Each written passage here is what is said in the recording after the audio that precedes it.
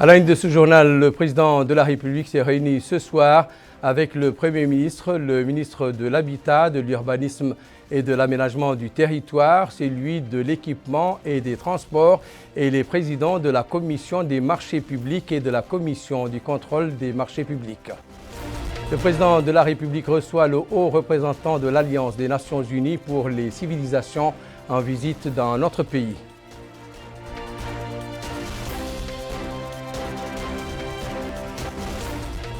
Le président de la République inaugure la nouvelle extension du port autonome de Nouakchott.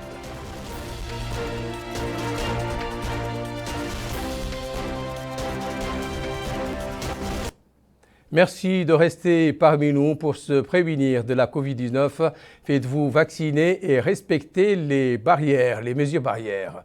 Au vu du grand retard constaté dans l'exécution de plusieurs projets lancés par le président de la République, M. Mohamed Ould Cheikh El Ghazouani, dans le cadre de son programme élargi Oulawiyati visant l'amélioration des conditions de vie des populations dans divers domaines, notamment l'éducation, la santé, les infrastructures, les routes et autres.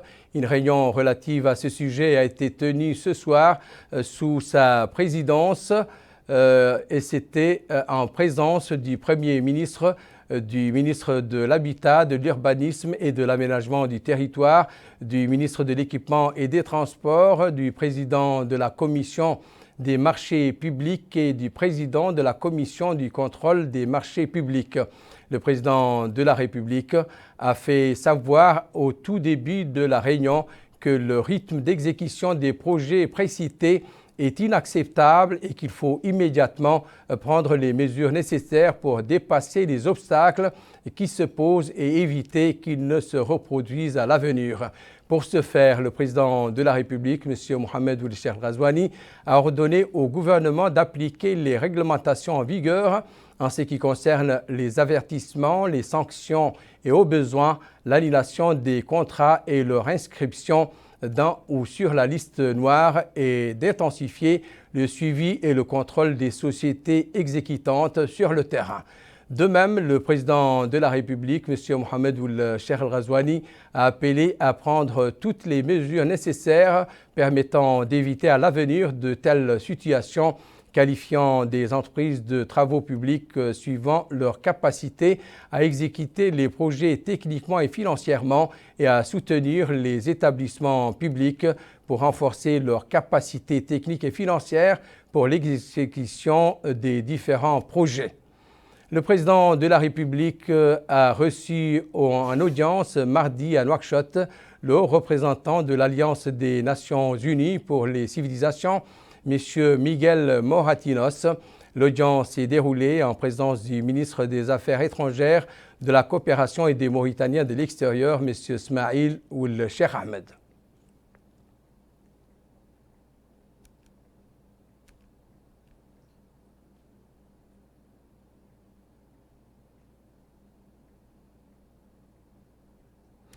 Le président de la République a inauguré ce matin à Nouakchott la nouvelle extension du port autonome de Nouakchott dans le cadre des festivités commémoratives du 61e anniversaire de l'indépendance nationale. Plus de détails avec Abdoul Adamaba. Le port autonome de Nouakchott, dit port de l'amitié, étend ses capacités à la faveur de l'extension que connaît cette installation portière. D'une longueur de 570 mètres, ce nouveau terminal à conteneurs est doté d'une largeur de 15 mètres avec un quai dont la capacité va s'étendre à 600 000 conteneurs en plus de sa capacité initiale qui était de 350 000 conteneurs. C'est cette extension que le président de la République, Mohamed Ould Cheikh El Ghazouani, a supervisé l'inauguration.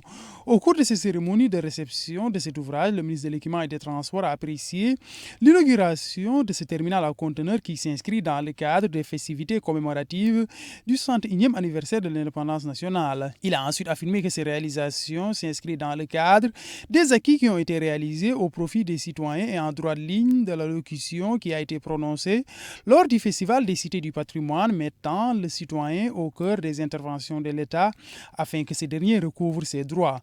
Le directeur général du port autonome de Nouakchott a pour sa part souligné que le terminal à conteneurs qui vient d'être inauguré va contribuer de manière significative à la croissance économique du pays. Le directeur général a en outre énuméré les réformes qui ont vu le jour au niveau de cette installation portuaire qui, dit-il, permettront à cette infrastructure d'être un pôle de développement de premier plan avec sa position stratégique au niveau de la sous-région.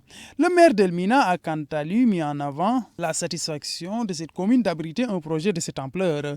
Ce nouveau terminal à conteneurs a vocation à être une plateforme idéale pour l'ensemble des acteurs mauritaniens désireux d'importer et d'exporter dans les meilleures conditions. Ce projet aussi s'inscrit dans un effort d'investissement global sur le continent africain, de mise à niveau des terminaux, des nouveaux ports. Et la Mauritanie, avec ce nouveau terminal, se positionne comme un acteur incontournable sur la façade ouest africaine et pourra ainsi desservir dans de meilleures conditions le Mali et les pays voisins du Sahel. Certaines caractéristiques de cet ouvrage ont été mises en avant. Il y a 3 ans, il y avait une plage de sable à l'endroit même où nous sommes installés aujourd'hui. Le sable, et c'est bien connu, est un élément sur lequel il est très difficile de construire. C'est pourquoi nous avons enfoncé plus de 320 piliers dans le sous-sol afin de porter la dalle en béton sur laquelle vous êtes assis aujourd'hui. Et la première rangée de ces piliers atteint une profondeur de 57 mètres, l'équivalent d'un immeuble de 21 étages. Le volume total de béton coulé sur ce projet est de 103 000 mètres cubes. Et cela aussi représente l'équivalent de 27 piscines olympiques.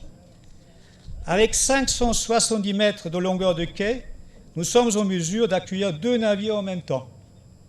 Aujourd'hui, le plus grand navire qui arrive à Nouakchott mesure jusqu'à 200 mètres. Demain, nous visons les bateaux jusqu'à 300 mètres.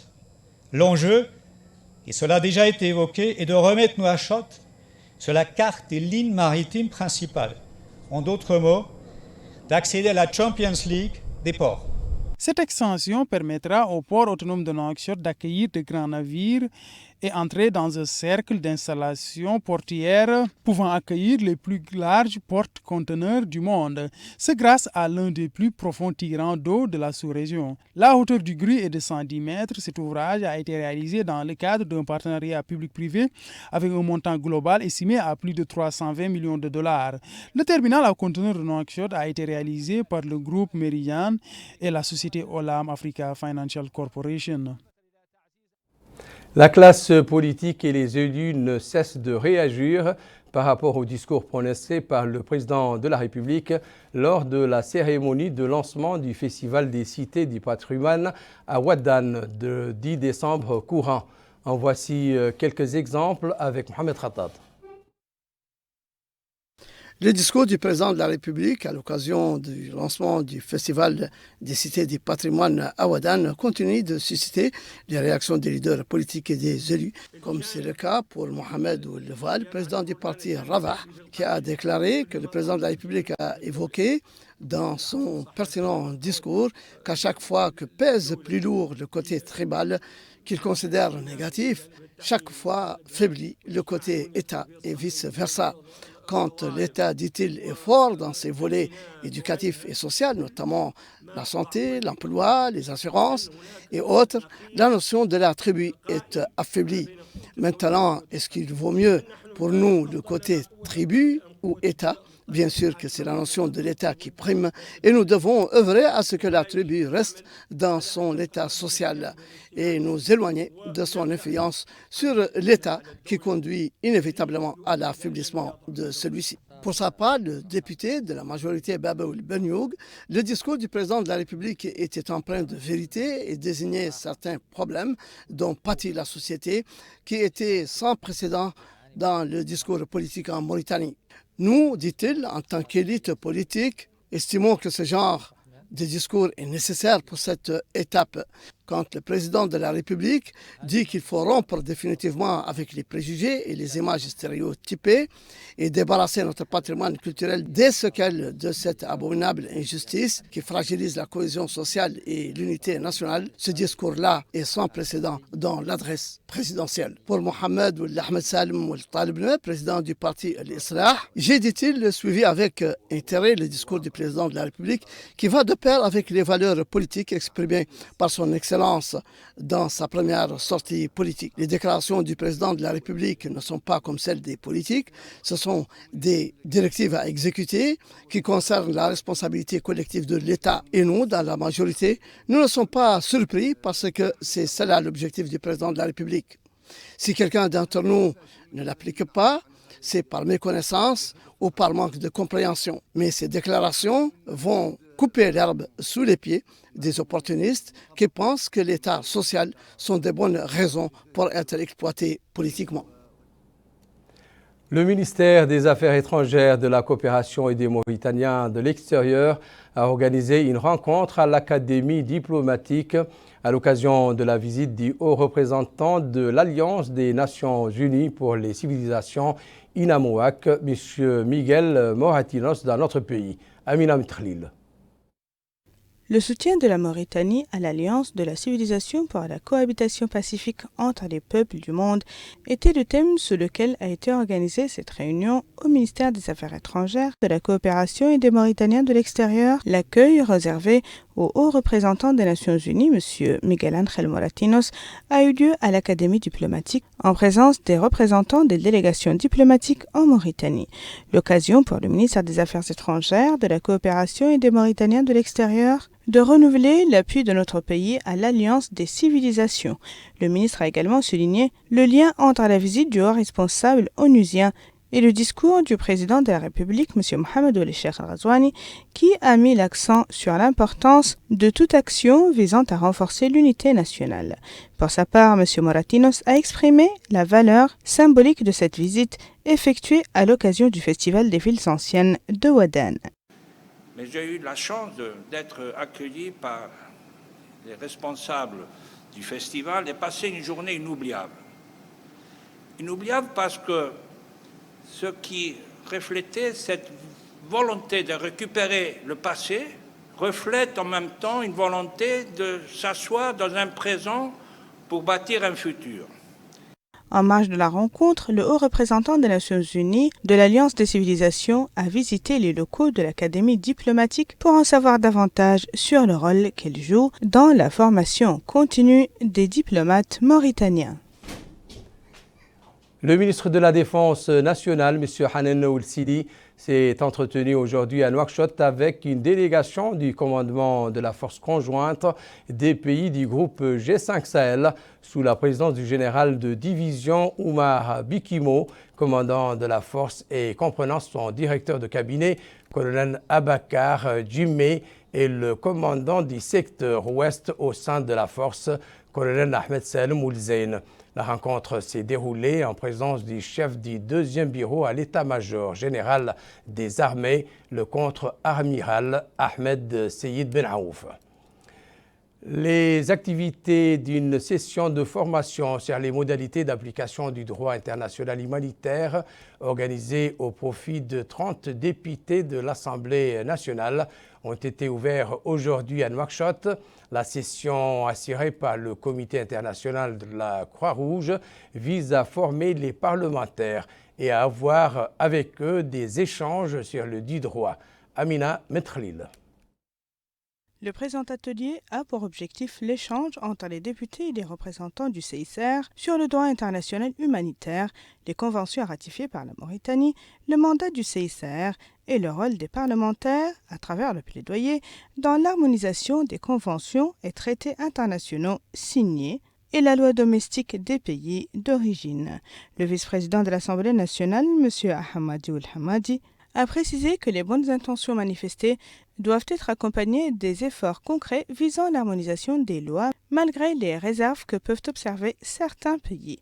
Le rôle des parlementaires ici, en tant que législateurs, est un rôle clé indispensable à la préservation de la légalité de ces lois. C'est également ce qu'a affirmé la présidente de la délégation de la Croix-Rouge en Mauritanie, Madame Daphné Maret. Il est attendu que cet atelier de sensibilisation contribue à l'amélioration du niveau d'adoption des lois internationales et leur harmonisation avec la législation nationale, ainsi qu'à la sensibilisation auprès des pouvoirs législatifs et exécutifs mauritaniens sur l'importance des traités et lois internationales dans la protection du droit humain international.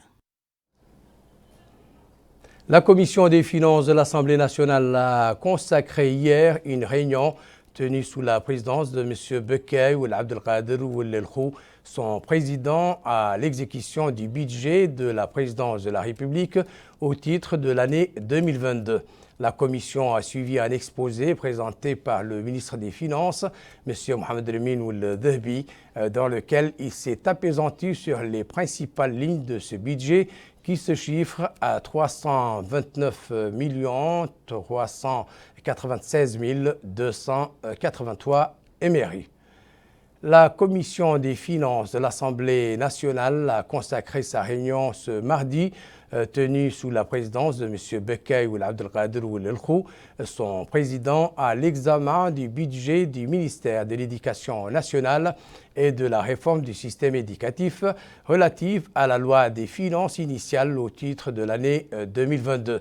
Au cours de la réunion, la Commission a suivi une présentation du ministre de l'Éducation nationale et de la réforme du système éducatif, M. Mohamed Mel'ainin Ouleyi, dans laquelle il a passé en revue les éléments fondamentaux de ce budget et les domaines de son décaissement. Il est à noter que le budget du ministère de l'Éducation nationale et de la réforme du système éducatif dans le projet initial de loi de finances pour l'année 2022 s'élève à 7 350 884 204 ouguiyas. Autre réunion parlementaire, celle de la Commission de l'orientation islamique, des ressources humaines et des affaires sociales et culturelles de l'Assemblée nationale qui a consacré ses discussions aux plus importants projets de développement sociaux et culturels. Les membres de cette commission ont souligné la nécessité d'exécuter les projets de développement au vu de leur importance dans la réalisation d'un avenir meilleur.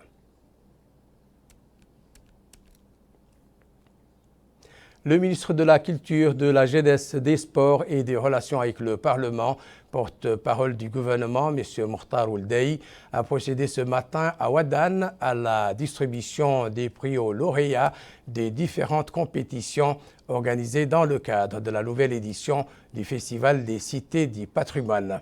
Ces compétitions avaient englobé la récitation du Saint-Coran, la sira du prophète, paix et salut sur lui, la course des chameaux, les jeux traditionnels, notamment Ramet, Sig, Krour, ainsi qu'un marathon local.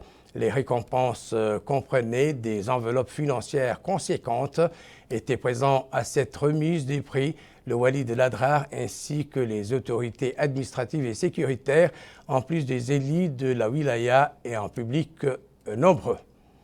Le ministre de la Culture, de la Jeunesse et des Sports et des Relations avec le Parlement, porte-parole du gouvernement, M. Mokhtar Ould Dhaï, a supervisé une campagne de propreté dans la ville historique de Ouadane. La campagne a ciblé les places publiques qui ont constitué des lieux de rassemblement et d'exposition dans les cadres de manifestations du Festival des Cités du Patrimoine.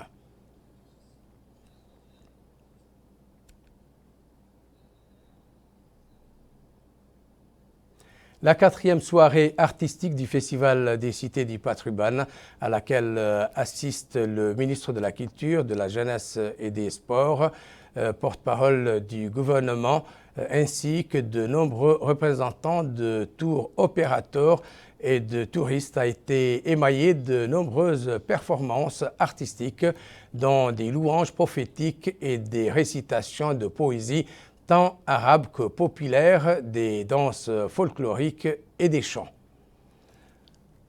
La ville de Ouadane a abrité hier soir la 3e soirée artistique du Festival des cités du patrimoine. La soirée a été supervisée par le ministre de la Culture, de la Jeunesse, des Sports et des Relations avec le Parlement, porte-parole du gouvernement, M. Mokhtar Ould Dahi, en compagnie du Wali de l'Adrar, M. Hadadi Paliyatera. Ont également assisté à cette manifestation culturelle de nombreux représentants, de tours opérateurs et de touristes. La soirée a été émaillée de nombreuses performances artistiques, dont des louanges au prophète paix et salut sur lui, des récitations de poésie, tant arabes que populaires, des danses folkloriques et des chants.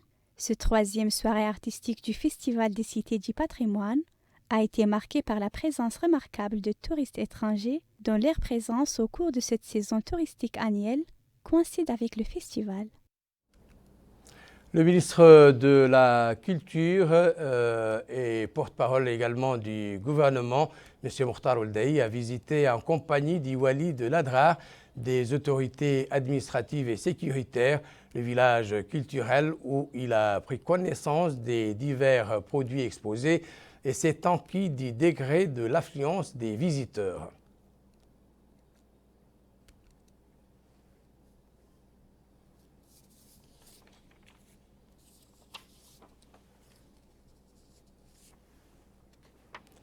L'hôpital familial de Ouadane est une structure sanitaire gérée par l'ONG Ibn Atallah avec la collaboration de l'organisation américaine HOME, dispose de plusieurs services dont l'un est en charge de la médecine générale, un second pour les consultations externes, un dépôt pharmaceutique pour la vente des médicaments à des prix accessibles, un laboratoire d'analyse, une salle d'hospitalisation et un bloc opératoire. La Banque centrale de Mauritanie vient de publier un nouveau billet de banque de 20 MRU. La Banque centrale de Mauritanie a le plaisir d'annoncer au public l'émission d'un nouveau billet de 20 ouguiya qui sera mis en circulation dès aujourd'hui. Le nouveau billet de 20 ouguiya, qui viendra enrichir la gamme actuelle de billets de banque, aura cours légal sur toute l'étendue du territoire national et sera utilisé en même temps que la pièce de monnaie de 20 ouguiya introduite en 2018. Le nouveau billet illustre 2 éléments emblématiques de la Mauritanie. D'un côté, la grande mosquée de Gataga, située à Kaédi dans le sud du pays, est considérée comme l'une des plus anciennes mosquées de la Mauritanie, construite vers 1366 de l'Hégire. Son architecture est conçue sur le modèle soudano-sahélien que l'on retrouve dans la plupart des anciennes villes islamiques d'Afrique subsaharienne. De l'autre côté du billet, on retrouve la merveille géologique de Galberichet, située dans le nord du pays. Cette structure unique, visible depuis l'espace, est connue mondialement sous le nom d'œil de l'Afrique. Compte tenu de l'importance de ces billets et afin de mettre en valeur les éléments de design qu'il contient, il a été décidé de conserver la même taille que les billets de la coupure supérieure de 50 ouguiya. Le nouveau billet de banque de 20 ouguiya est conçu avec les mêmes soucis du détail et le même savoir-faire que la série de billets de banque en circulation depuis 2018. À l'instar des autres billets, il contient des éléments de sécurité tels que des fenêtres transparentes, une impression en relief, des encres à changement de couleur et des fonctions tactiles. À présent, la situation épidémiologique du pays relative à la Covid-19 qui a été caractérisée ces dernières 24 heures par 44 nouveaux cas de contamination, 68 guérisons et 2 décès. Ces résultats portent le cumul à 39 806 cas de contamination, dont 38 382 guérisons et 849 décès. À présent, le rappel des principaux titres de cette édition. Le président de la République s'est réuni ce soir avec le Premier ministre, le ministre de l'Habitat, de l'Urbanisme et de l'Aménagement du territoire national, celui de l'Équipement et des Transports et les présidents de la Commission des marchés publics et de la Commission des contrôles des marchés publics. Le président de la République reçoit le haut représentant de l'Alliance des Nations Unies pour les civilisations en visite dans notre pays.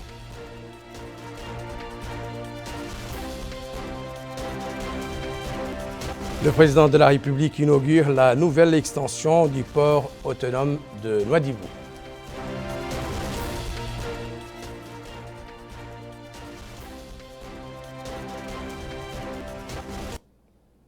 C'est la fin de cette édition. Merci pour votre attention. Excellent moment avec le reste des programmes d'El Mauritania. Au revoir.